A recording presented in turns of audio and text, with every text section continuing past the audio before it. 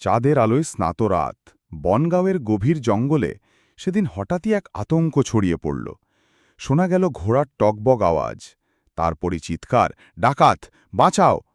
কে এই দুর্ধর্ষ ডাকাত? তার নাম শুনলে গ্রামবাসীদের চোখে ভয় জমে যেত। নিজাম উদ্দিন। ৬ ফুটের ওপরে উচ্চতা, কালো পাগড়ি, লম্বা দাড়ি, হাতে ধারালো খঞ্জর। কারো চোখের দিকে তাকালেই ভয় জমে যেত হৃদয়ে।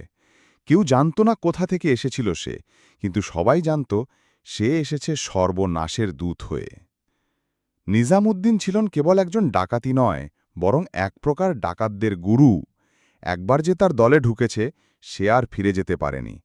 তার পরিকল্পনা ছিল নিখুঁত, আক্রমণ ছিল ঝড়ের মতো, আর দয়া, সেটা ছিল তার অভিধানে নেই। হিন্দু, মুসলিম, ধনী, দরিদ্র, ভেদাভেদ কিছুই মানতেন না। শুধু সম্পদ আর ভয় জোগাড় করতে যেন জন্ম হয়েছিল তার। নিজামউদ্দিনের জন্ম হয়েছিল উত্তর বাংলার এক দরিদ্র পরিবারে। পিতার নাম ছিল আমির বক্স, একজন কৃষক, কিন্তু দুর্ভাগ্যক্রমে পিতামাতার অকাল মৃত্যুতে কিশোর নিজাম হয়ে পড়ে অসহায়। আত্মীয়রা তাকে আশ্রয় না দিলে সে আশ্রয় নেয় একদল বাউন্ডুলে যুবকের মধ্যে, যারা চুরি ছিনতাই করেই বেঁচে থাকত। ক্রমে সেই কিশোরের অন্তরে জমে ওঠে রাগ, ঘৃণা আর প্রতিশোধের আগুন। সমাজ তাকে যা দিতে পারেনি, সে ঠিক করল নিজেই ছিনিয়ে নেবে।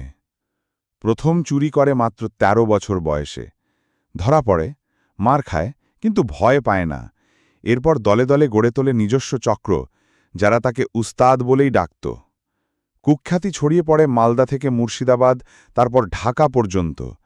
পুলিশ একাধিকবার ফাঁদ পেতে ধরতে চেয়েছে, কিন্তু প্রতিবারই বুদ্ধিতে পালিয়ে গেছে নিজাম। একবার এক দরবেশ এসেছিলেন জঙ্গল সংলগ্ন এক পুরনো মসজিদে। ৩ দিন ধরে সেখানে ভজন প্রার্থনা করছিলেন। খবর পেয়ে ডাকাতরা সিদ্ধান্ত নিল, এই দরবেশের কাছে নিশ্চয়ই আছে অনেক দান খয়রাতের অর্থ। রাত গভীর হতেই নিজাম তার সাঙ্গপাঙ্গ নিয়ে হানা দিল মসজিদে। কিন্তু দৃশ্যটা ছিল ভিন্ন। দরবেশ একা বসে আছেন, চোখ বন্ধ, ঠোঁটে নামাজের দোয়া। আশ্চর্যভাবে কেউই তার দিকে এগোতে পারল না। নিজাম তলোয়ার উঁচু করেও থেমে গেল। দরবেশ ধীরে চোখ খুললেন, চোখে এমন এক দৃষ্টি যা গর্বিত বাক্যেও মাথানিচু করতে বাধ্য করে। দরবেশ বললেন, হে যুবক, কি নিতে এসেছ? নিজাম হকচকিয়ে বলল, টাকা, মালামাল। দরবেশ শান্ত গলায় বললেন, তোমার প্রয়োজন টাকা নয়, তোমার প্রয়োজন শান্তি। তুমি যতই লুট করো, যত ভয় দেখাও, ভেতরের শূন্যতা পূর্ণ হবে না। সেই মুহূর্তে যেন বজ্রাঘাত হবে নিজামের হৃদয়ে। কেন যেন মনে হল এই বৃদ্ধের চোখে সে নিজের ছায়া দেখছে, এক আহত, দিশেহারা মানুষ, যে বুঝতেই পারেনি সে কি হারিয়েছে। সেদিন রাতে নিজামউদ্দিন কিছুই বলেনি, সঙ্গীদের নিয়ে ফিরে গিয়েছিল গুহায়। কিন্তু মন তার ছিল অস্থির। বারবার দরবেশের মুখ, কণ্ঠস্বর আর সেই প্রশ্ন ফিরে আসছিল, তুমি কি সত্যিই সুখী? পরদিন এক অদ্ভুত ঘটনা ঘটল। ডাকাতদের শিবিরে খাবার কম পড়ে গেল। নিজের ভাগ নিজাম দিয়ে দিল সঙ্গীদের। তারা অবাক হয়ে তাকিয়ে দেখল, আজ তাদের উস্তাদের চোখে পানি। সেই রাতেই নিজাম চুপি চুপি গেল দরবেশের কাছে, বসে পড়ল তার সামনে, বলল, আমাকে পথ দেখান, আমি আর এই জীবন চাই না। দরবেশ কিছু বললেন না, শুধু একটি কোরআন শরীফ দিলেন এবং বললেন, তুমি যদি সত্যি বদলাতে চাও, তবে নিজের ভেতরেই খোঁজো আল্লাহর পরিচয়। শুরু হলো এক নতুন যুদ্ধ, নিজাম বনাম নিজাম। দিনের পর দিন সে আর আগের মতো ডাকাতি করল না। পুরনো দল ছড়িয়ে দিল, অস্ত্র পুড়িয়ে দিল আগুনে। জঙ্গল ছেড়ে চলে এলো শহরের প্রান্তে। শুরু করল একটা ছোট পানির ঘর, যেখানে পথিকদের পানি দিত, তৃষ্ণার্থদের সেবা করত। মানুষ প্রথমে ভয় পেত তাকে, কিন্তু সময়ের সঙ্গে সঙ্গে সবাই বুঝতে পারল এই লোক বদলে গেছে। একজন ডাকাত আজ সবার খাদেম। কেউ অসুস্থ হলে ছুটে যেত নিজাম, কেউ না খেয়ে থাকলে এনে দিত রুটি। তার এই পরিবর্তন ধীরে ধীরে তাকে নিয়ে এলো মানুষের হৃদয়ে। লোকেরা বলতে শুরু করল, এ তো সেই নিজাম নয়, এ তো এখন নিজাম শাহ, আল্লাহর এক বন্ধু। কয়েক বছর পর তার নাম ছড়িয়ে পড়ল দূর দূরান্তে।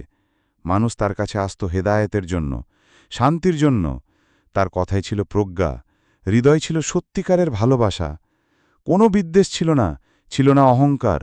রাতভর কোরআন পাঠ করতেন, দিনের বেলায় মানুষের সেবা। তিনি প্রায়ই বলতেন, আমি পাপী ছিলাম, কিন্তু আল্লাহ আমার অন্তর পাল্টে দিয়েছেন। আমি কাউকে বদলাতে পারি না, কিন্তু চাইলে কেউ নিজের পথ বদলে ফেলতে পারে। একবার এক বৃদ্ধা এলো তার কাছে, বলল, তুমি তো একসময় আমার ছেলের ঘর লুট করে নিয়েছিলে, আমি তোমাকে অভিশাপ দিয়েছিলাম। নিজাম মাথা নিচু করে বলল, আমি এখনও সেই অভিশাপের বোঝা নিয়ে বেঁচে আছি মা, যদি পারো আমাকে ক্ষমা করো। বৃদ্ধা কাঁদতে কাঁদতে বললেন, যে এত অনুতপ্ত সে তো অনেক আগেই আল্লাহর বন্ধু হয়ে গেছে। বয়স বাড়ার সঙ্গে সঙ্গে নিজামউদ্দিন হয়ে উঠলেন এক সাধক। কেউ ডাকত নিজাম আউলিয়া, কেউ নিজাম ফকির। তার দরগায় রাতদিন মানুষ আসত মনের শান্তি খুঁজতে। একদিন সকালে নিজের খালি কুড়ে ঘরের মাটির বিছানায় বসে বসেই তিনি ইন্তেকাল করেন।